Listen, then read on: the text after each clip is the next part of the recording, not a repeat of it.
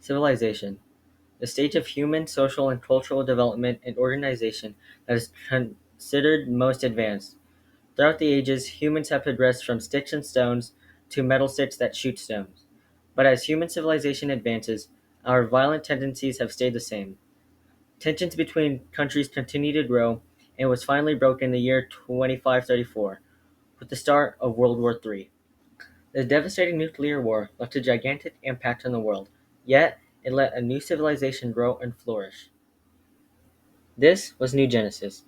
Currently the year is 3042, and New Genesis is still very much up and active, yet many people don't know much about it. So let's take a deep dive into this new civilization. I will let my friend Cameron explain the social structure of New Genesis. The hierarchy of New Genesis is very concrete. The king and queen stand at the top as they have the most influence in politics and public affairs. Below them are the nine lords, each being sovereign to their own district of the empire and having a direct voice to the king and queen. Under each of the nine lords are around a dozen or more lesser lords, who preside over the cities of each district and have a direct voice to the lord above them. Under the lesser lords are the military and citizens of their cities. Finally, the bottom of the hierarchy are the community service workers, who are the main labor force of New Genesis. Criminals and lawbreakers are sentenced to unpaid community service and labor, which helps to rehabilitate them in addition to amplifying the workforce of the empire without affecting the economy. Although it sounds bad, the community service workers are treated like any other person. They are still given an education in an actual house while serving their sentence. This is a practice they took from modern day Norway. This is so that the community service workers are able to go right back into society because they reflected on what they did and they can become a better person. Being far into the future, supreme equality amongst all human beings is achieved. There are no real gender roles, and no subgroup is restrained by the rules of society. You must be thinking, what type of government does New Genesis have? Well, I'll let Cameron answer that question for you. The New Genesis government is a constitutional monarchy, which means that the king and queen do not have absolute power over everything. If anything, they take more of a public figure role, whose influence allows them to maintain the loyalty of the citizens. The nine lords under them all have a say in politics, although the king and queen do have the most political power. Either the king or queen must have royal blood in them, but it is not required that the bloodline be pure. So anyone, even a normal citizen, can marry into the bloodline of the king or queen. For new rules and laws, the nine lords must have a monthly meeting with the citizens where they can suggest changes or request improvements. The lords then have a council with the king and queen and convey these critiques, and they are voted upon. Although, as previously stated, the king and queen's words have the most power. The king and queen's votes count as 2 votes, respectively. As New Genesis is in 3042, what type of economy and agriculture does New Genesis have, Brandon? New Genesis has a strong economy.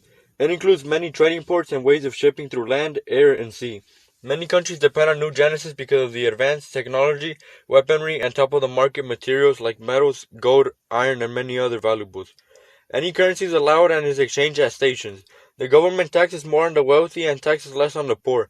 The West District has many trading ports, airports, and harbors for the importing and exporting of mass goods. Our economics is too big to fail.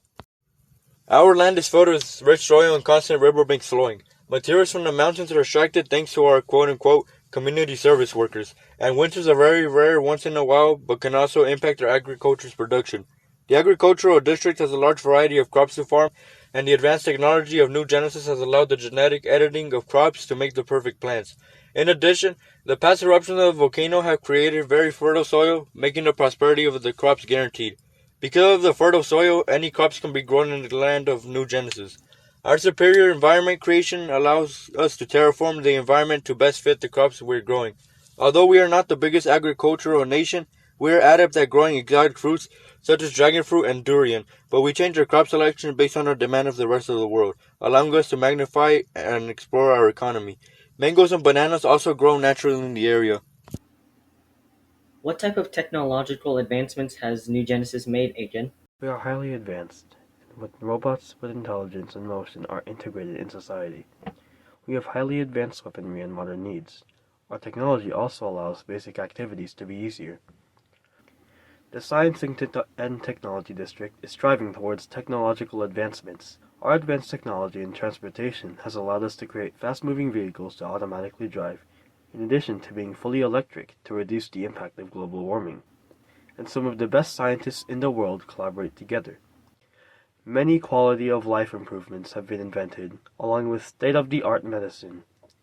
This allows the citizens to live up to 150 years on average. In addition, if they want to, a deceased citizen's consciousness can be uploaded into a robot, potentially immortalizing them. Our citizens have chips implanted into their mind that allows them to translate and speak ancient and new languages. This benefits trades and imports because it is easier to understand a new language. Because of the lack of a language barrier, the cultural diversity of New Genesis is like never seen before. The founders of New Genesis were refugees from North and South America, so the first languages ever spoken on New Genesis grounds were English and Spanish. So, although the chips can translate any language, many still speak English or Spanish for traditional purposes. What type of art and architecture does New Genesis have, Isel? Well, that's a very good question, Isel. Since New Genesis is a very diverse civilization, the art and architecture vary from district to district. But the culture, religious, and self-fulfillment and pleasure districts